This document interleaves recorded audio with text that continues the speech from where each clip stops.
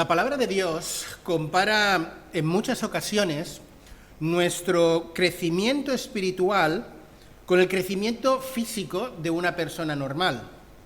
De hecho, a la conversión, en la palabra de Dios, se la llama el nuevo nacimiento.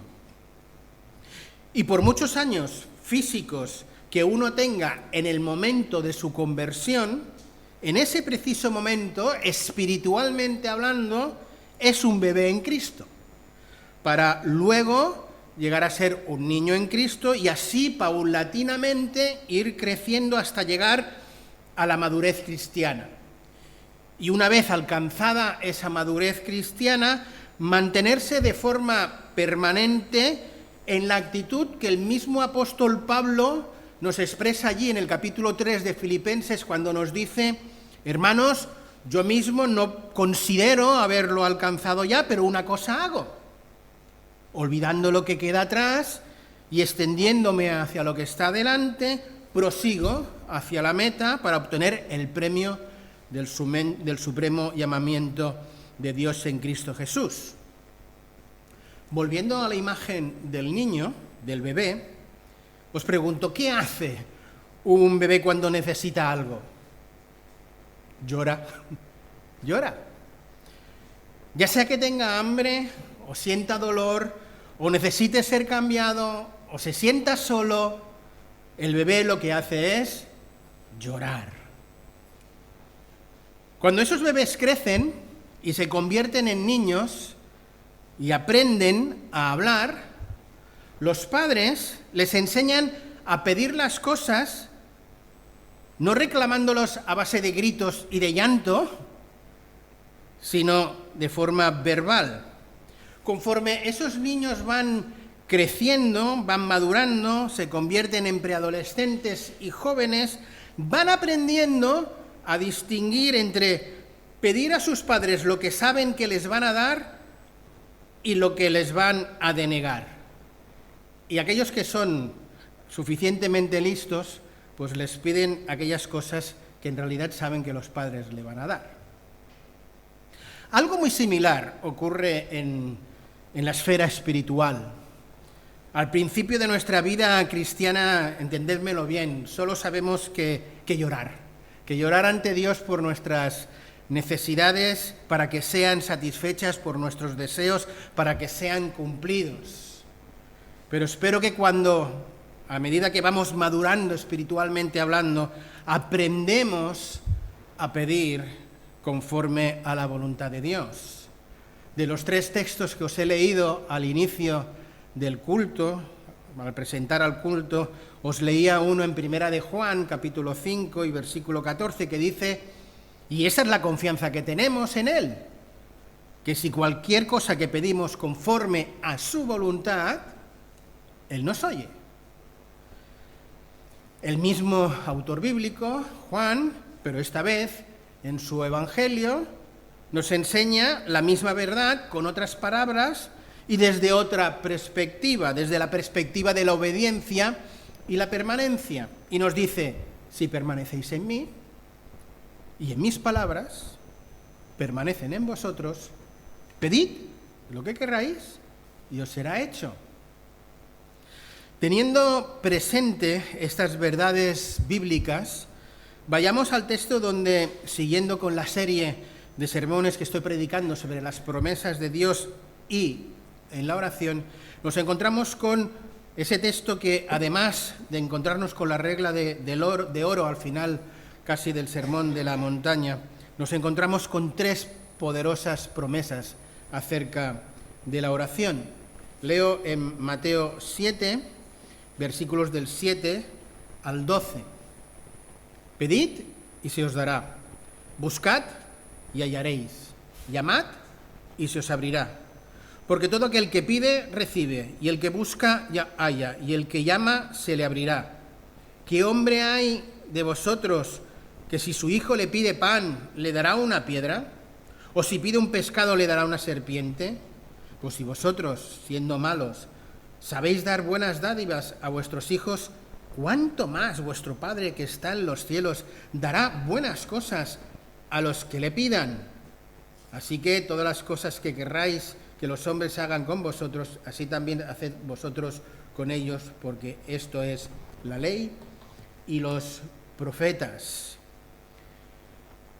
En este pasaje, la palabra oración como tal, oración, no aparece, pero sí el concepto, dado que los tres verbos que utiliza el Señor Jesús funcionan como sinónimos de la palabra oración: pedid, buscad, llamar.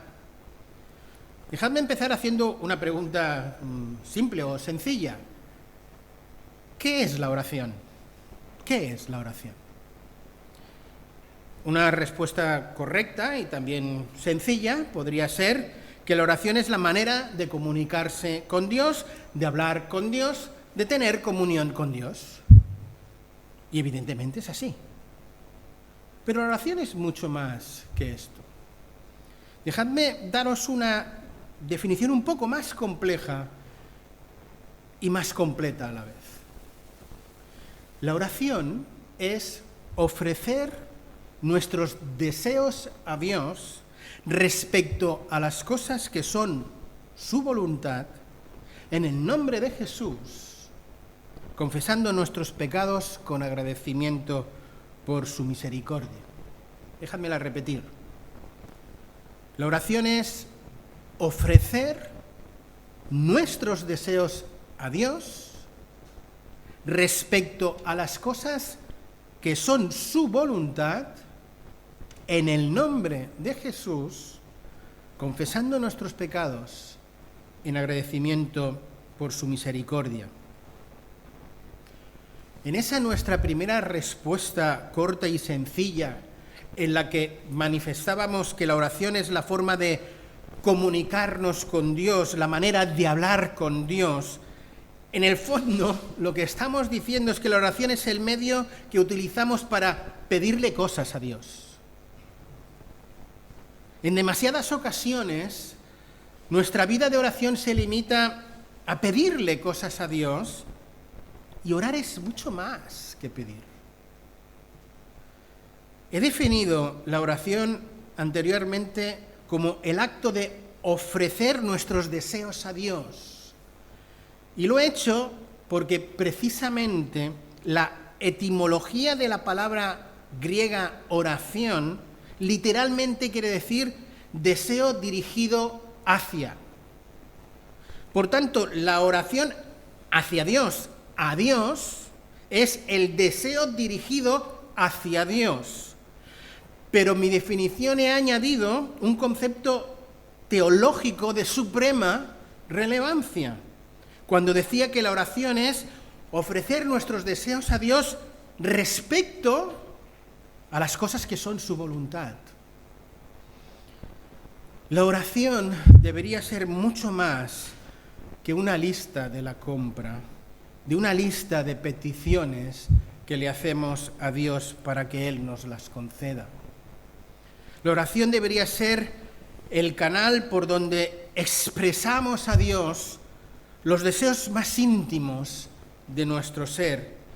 Y no solo se los expresamos, sino que la oración debería ser ese momento de íntima comunión con Dios en el que, además de expresar deseos, rendimos nuestros deseos ante Dios. Rendimos nuestro deseo ante la voluntad de Dios. Nos alienamos con la voluntad de Dios.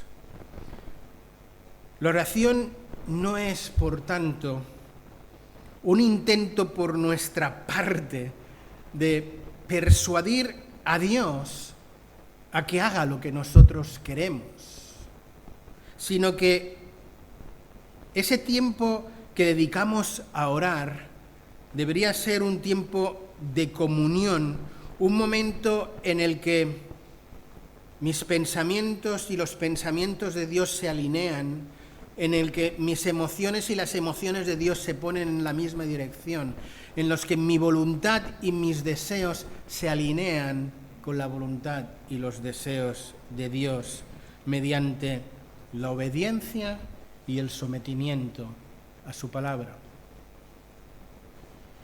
Pero, queridos, tengo la sensación de que en demasiadas ocasiones Nuestros tiempos privados de oración consisten en un intento, digamos, humilde y no soberbio de intentar convencer a Dios, dándole una serie de argumentos para que Él entienda el porqué de nuestra petición y acabe cediendo a lo que le estamos pidiendo.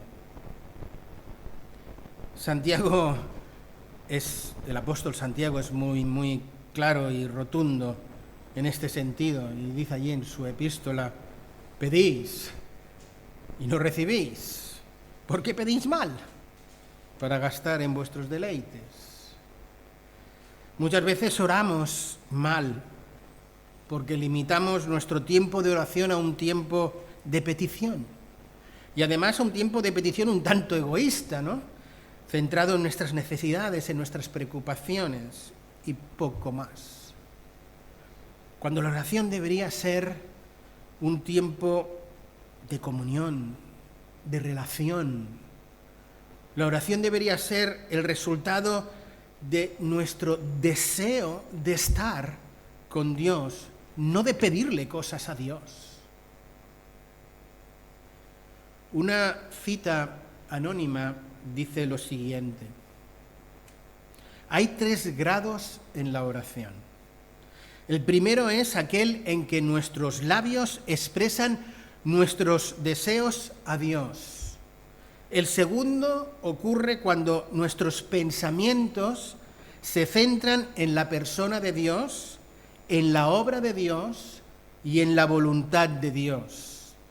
Y el tercero ocurre cuando nuestra alma se le hace difícil separarse de Dios y dejar de orar. ¿Has experimentado ese tercer estadio? Cuando tu ser interior se le hace complicado separarse de Dios y dejar de orar. Espero que sí, y que no solo una vez, sino varias. Escuchadme bien y entendedme bien lo que os voy a decir o quisiera compartir con vosotros. Mirad, yo creo que la calidad de nuestra vida de oración no creo que se tenga que medir tanto por el tiempo que pasamos orando, sino por la intensidad y el deseo de estar con Dios. Con ello no quiero decir que no debamos dedicar tiempo a orar y que apartar tiempo a orar no sea importante, sino que lo que estoy diciendo es que si he fijado media hora, 1 hora, 2 horas orando o para orar, si lo mido por eso no expresa mi calidad de vida de oración. Porque si cuando llega el momento de que he completado el cupo, ficho y me voy, eso es algo rutinario. Yo no tengo nada con marcarse tiempos. Creo que es bueno y que puede ser sabio. Lo que creo que es malo es ser legalista con ello. Esto es estar más pendiente del reloj y dejar de orar precisamente pues cuando el tiempo se ha acabado, ¿no? He de confesar que yo por un tiempo fui muy legalista. En mis tiempos de oración me asignaba tiempos e intentaba que fueran los más largos posibles y los cumplía a rajatabla. Más tarde aprendí que es importante pasar tiempo orando, pero lo importante no es pasarlo, sino cómo lo pasas. ¿Cómo lo pasas? Esto es, si estás disfrutando de estar en la presencia de Dios o cumpliendo con un requisito que te has puesto a ti mismo. Si estás disfrutando de estar hablando con Dios, pero también escuchando a Dios. Si estás disfrutando de pedirle cosas a Dios, pero también de recibir cosas de Dios en la oración. Qué hermoso es cuando nuestro tiempo de oración aunque sea un tiempo corto, deja de ser una lista fría de peticiones y se convierte en un tiempo ardiente y apasionante en la que nuestros pensamientos, nuestros deseos y nuestras emociones se centran en Dios y se alinean con la persona y la voluntad de Dios. Y entonces se nos hace difícil dejar de orar. El texto que hemos leído en Mateo 7 nos habla de uno de esos 3 grados de la oración que os hablaba hace un momento. Nos habla precisamente del primero, aquel que nuestros labios expresan nuestro deseo a Dios. Es un grado importante. La idea es no limitarse a ese grado y quedarnos ahí. Nuestra vida de oración debería ir más allá, pero es imprescindible pasar por ese primer grado y por ello consideraremos hoy indicaciones sobre lo que nuestros labios expresan al Señor. Pedid y se os dará. Buscad y hallaréis. Llamad y se os abrirá.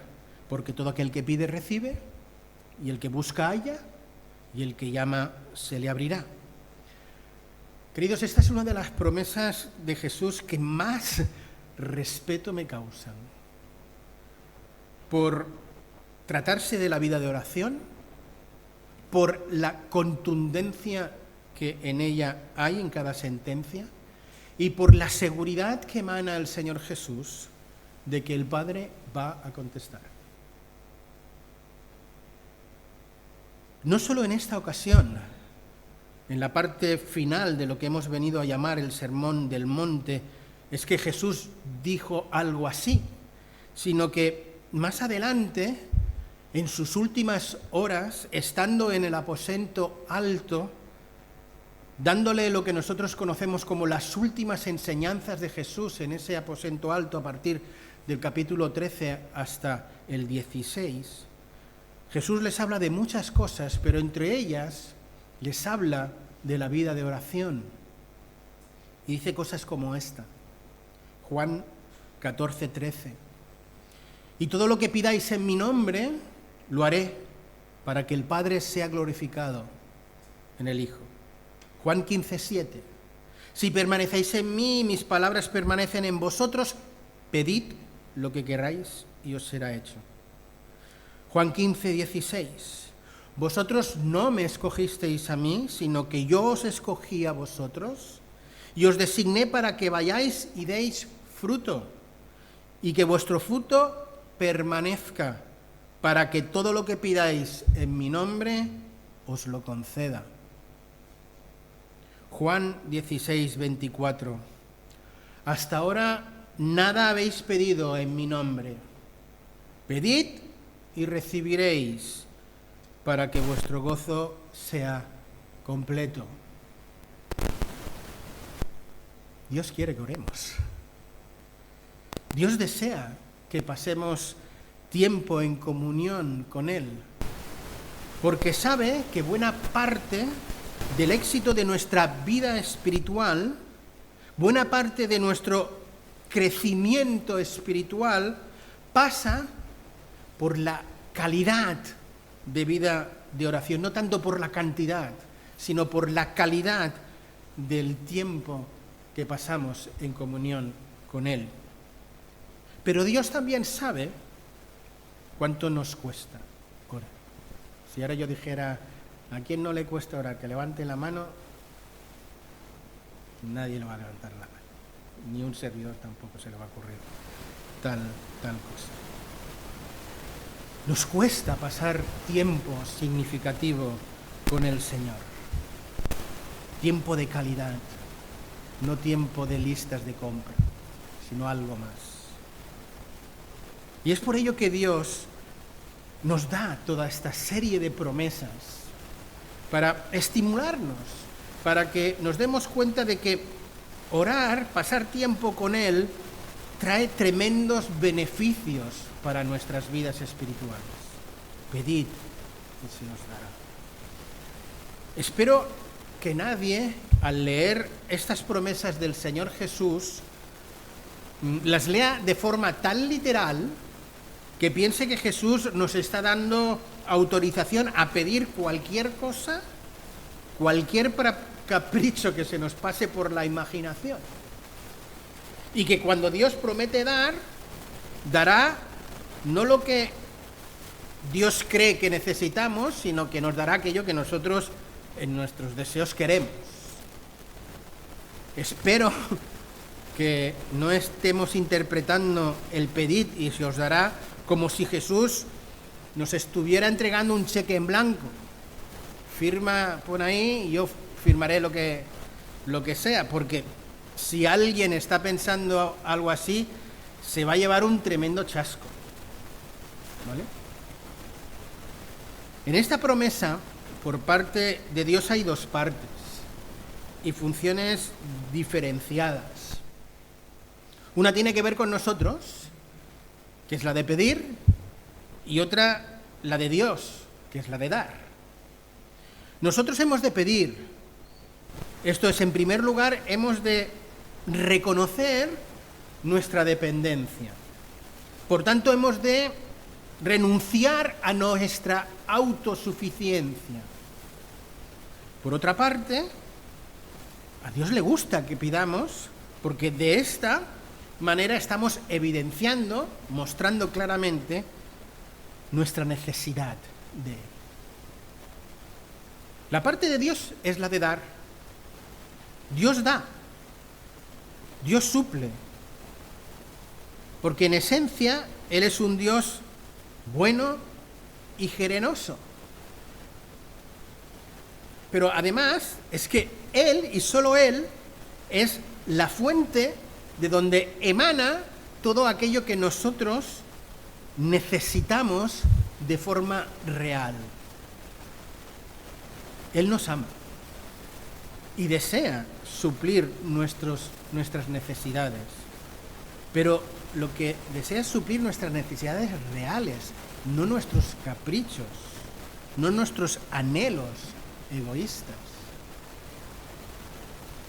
El pasaje de Mateo que hemos leído hace énfasis en la bondad de Dios y nos hace ver que si cuando los hijos piden a sus padres naturales algo necesario, algo básico, como el pan o el pescado, y se lo da, ¿cómo es que Dios no va a dar a nosotros lo que realmente necesitamos, dado que Él es un Dios bueno por naturaleza, no como nuestros padres o nosotros los padres que se nos califica malos, en el sentido de que no somos buenos por naturaleza como Dios? ¿Cómo no va a dar Dios respuesta?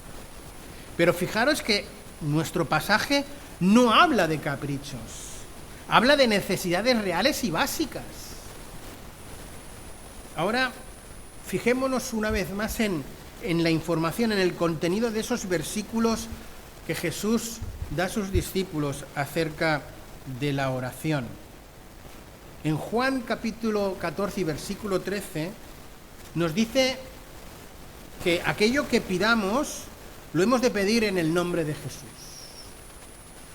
Esto no quiere decir que al final de nuestras oraciones añadamos la coletilla en el nombre de Jesús, amén, sino que en su nombre significa que estamos pidiendo en el nombre de Él, que estamos pidiendo como si fuera Él y no nosotros los que estamos pidiendo. Eso es lo que dice este texto. Por tanto, cuando pedimos en su nombre, estamos pidiendo algo que sabemos a ciencia cierta que Jesús pediría. Entonces, aquello que pidamos totalmente convencidos que Jesús lo haría en oración, dice el Padre que nos lo dará y además Dios será glorificado en ello. En Juan 15:7 dice aún más. Dice que pidamos lo que queramos y nos será hecho, que eso está directamente relacionado no solo a pedirlo en su nombre, sino a permanecer en él y su palabra. Si permanecéis en mí y mis palabras permanecen en vosotros, pedid lo que queráis y os será hecho. Por tanto, si pedimos algo, pero nuestras vidas no se caracterizan por la obediencia y por la permanencia, Dios no está obligado a responder, queridos. No está obligado a responder, a cumplir su parte del pacto, porque nosotros es que no estamos cumpliendo con la nuestra, primeramente. Lo cierto es que en este supuesto es tanta la bondad de Dios, es tanta la misericordia de Dios hacia cada uno de nosotros, que aunque nuestras vidas no se acaben de caracterizar del todo por la obediencia y la permanencia, Él acaba respondiendo positivamente a nuestras peticiones que son conforme a su voluntad, porque así es Dios. Menos mal que nuestro Dios es rico en misericordia, y a pesar de que en demasiadas ocasiones nuestras vidas dejan más que desear, por su amor y por su fidelidad, Él nos da cosas, pero no las cosas que nosotros creemos que necesitamos, sino las que Él sabe que tenemos verdadera necesidad. En este pasaje, en Juan 15:7, vemos que la concesión de lo que pidamos va ligada a esa vida que es coherente con los principios que emanan de la palabra de Dios. Por tanto, alguien que vive en medio de esa coherencia, no se le va a ocurrir en ningún momento pedir algo impropio, pedir algo que sabe que no es la voluntad de Dios, porque como está pegado a él como los pámpanos a la vid, que es de donde viene ese contexto, discierne cuál es la voluntad de Dios para su vida y pide en relación y en consonancia a ello. No pide de forma caprichosa, no pide de forma egoísta, y por eso Dios concede.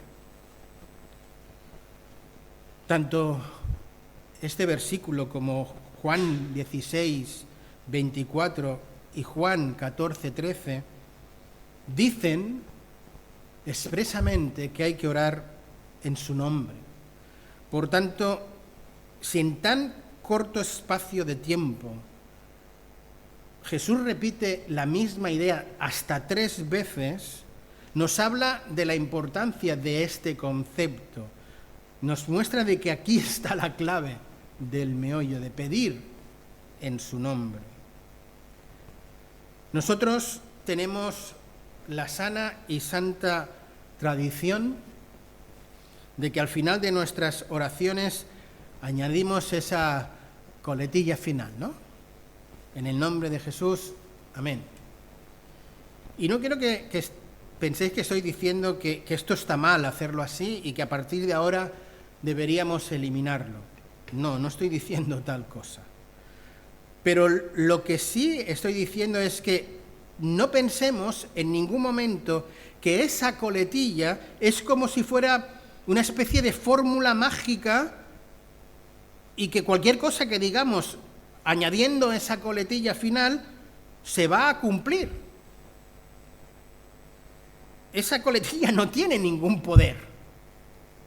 Dios concederá nuestras peticiones siempre que tengamos en cuenta lo que he estado mencionando hasta ahora. Le pongamos la coletilla o no se la pongamos. Eso es indiferente. Una vez aclarado el hecho de que de esta promesa que encontramos en 7:7 de Mateo no es un cheque en blanco, consideremos para concluir el sermón cuál es la enseñanza básica de este pasaje. que no es otra que Dios se compromete en el Señor Jesús a dar respuesta a nuestras peticiones. Esto no es lo mismo que decir, como ya hemos considerado, que Jesús se va a comprometer a darnos cualquier cosa que nosotros en nuestra imaginación se nos ocurra pedir. Lo que Jesús hace es decir que Dios va a responder. El cómo, pues espero que aún se siga enseñando en la escuela dominical a nuestros hijos aquello que Dios responde a nuestras peticiones de 3 maneras.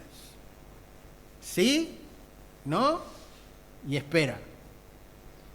Lo relevante de Mateo 7:7 es que Jesús nos invita a orar y lo hace por 3 veces, lo hace de 3 maneras diferentes, no utilizando la palabra orar, sino sinónimos de ellas, y esta repetición nos hace ver el énfasis de lo importante que es para nosotros que oremos, que vayamos a Dios en oración, que expresemos nuestro deseo a Dios.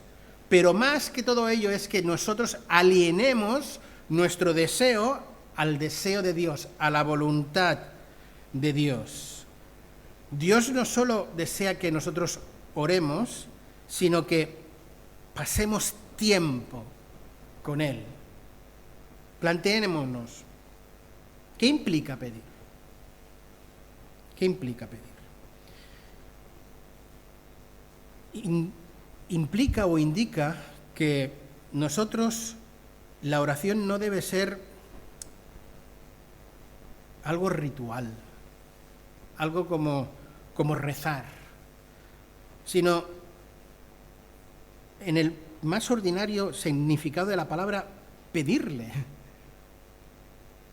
Y pedirle implica que somos totalmente conscientes de que le necesitamos, de que dependemos de Él, que nosotros no podemos, y que al pedir lo que estamos haciendo es renunciar a nuestra autosuficiencia, a hacerlo yo por mi cuenta. Y dependo por Él y pido. Si yo puedo, no pido. Si pido es porque no puedo. Algo tan básico, pero debe estar ahí. ¿Qué implica buscar? Implica que la oración ha de ser sincera y auténtica. El profeta Daniel, que sabéis que oraba de forma regular, dice: y volví mi rostro al Señor buscándole en oración y ruego. Buscar implica un esfuerzo personal. Mas buscad primeramente el reino de Dios, lo hemos cantado incluso, y su justicia, y lo demás vendrá por añadido. Buscar implica que al orar no somos solo agentes pasivos, sino también activos. Cuando oremos y oramos que el reino de Dios venga, nos comprometemos a ocuparnos en las cosas del reino. Cuando oramos, hágase tu voluntad, nos esforzamos, espero, por hacerla. Cuando pedimos pan en el Padre Nuestro, espero que estemos aprovechando todas y cada una de las oportunidades que Dios nos da para ganarnos ese pan. Buscar implica implicarse en la oración, ser activo en la oración. ¿Qué implica llamar? Implica perseverancia en la oración. La perseverancia en la oración se enseña en muchos textos. Primera Tesalonicenses 5:17 es ese orad sin cesar. O Colosenses 4:2 cuando dice perseverad en oración, velando en ella con acción de gracias. O esa hermosa parábola que el Señor contó en Lucas 18 sobre la viuda y el juez injusto que por la persistencia de esa viuda, el juez injusto acabó haciendo justicia. Queridos, pedir implica dependencia. Buscar implica involucramiento personal. Llamar implica perseverancia. Y Jesús promete que si reunimos estos 3 requisitos, va a haber respuesta. Porque todo el que pide recibe, y todo el que busca halla, y el que llama se le abrirá. Y para reforzar esa promesa, pues pone el ejemplo de la bondad de Dios. ¿Qué hombre hay entre vosotros que si su hijo le pide pan le dará una piedra, o si le pide un pescado le dará una serpiente? ¿Quién? Pues si vosotros que sois malos, es decir, que no sois intrínsecamente buenos y santos como Dios, sabéis dar buenas dádivas a vuestros hijos, ¿cuánto más? ¿Cuánto más el Padre que está en los cielos no va a dar cosas buenas a los que le piden? Poco comentario necesita este pasaje, queridos, no hace falta que os lo explique. Jesús, con toda esta enseñanza, quiere reforzar nuestra confianza en la oración. Quiere recordarnos que vale la pena orar, que vale la pena dedicar tiempo a la oración, porque entre otras muchas cosas hay recompensa. Dios responde, se ha comprometido a ello. Quiero terminar este sermón y también la serie de promesas con esta enseñanza sobre la oración, porque creo que es necesario volver a recordar y reflexionar cosas tan básicas como las que hoy he mencionado. Yo creo que no he dicho nada secreto, nada oculto, sino algo que sabemos perfectamente, pero que es importante volver a traer a nuestras vidas personales y también a nuestra vida eclesial. He hablado mucho sobre la vida de oración personal y dejadme ahora, al concluir, mencionar algo sobre la relevancia de la oración eclesial, de la oración en la Iglesia. ¿Cuántas veces se ha dicho y se ha enseñado y se ha afirmado que la oración es el motor de la Iglesia? Y es así, y es cierto, es una verdad trascendental. Y ese motor está en marcha todos los días de la semana, porque si nosotros oramos en nuestra casa, ese motor está en marcha todos los días de la semana, queridos. Pero de forma especial, el martes a las 7 en esta iglesia, ese motor se pone a funcionar de forma especial. Y es por ello que una vez más, en el nombre del Señor, os invito a respaldar nuestros cultos de oración, porque allí se piden grandes cosas, a nivel tanto personal como también eclesial y mundial. Y lo cierto es que allí también recibimos grandes bendiciones de parte del Señor. Renovemos nuestra confianza en la oración. Renovemos nuestra confianza en las promesas de Dios en la oración, que Él siempre, pero siempre va a responder. Y queridos, en la medida de nuestras posibilidades, respaldemos con nuestra presencia el culto de oración. Que el Señor bendiga su palabra en nuestros corazones. Amén.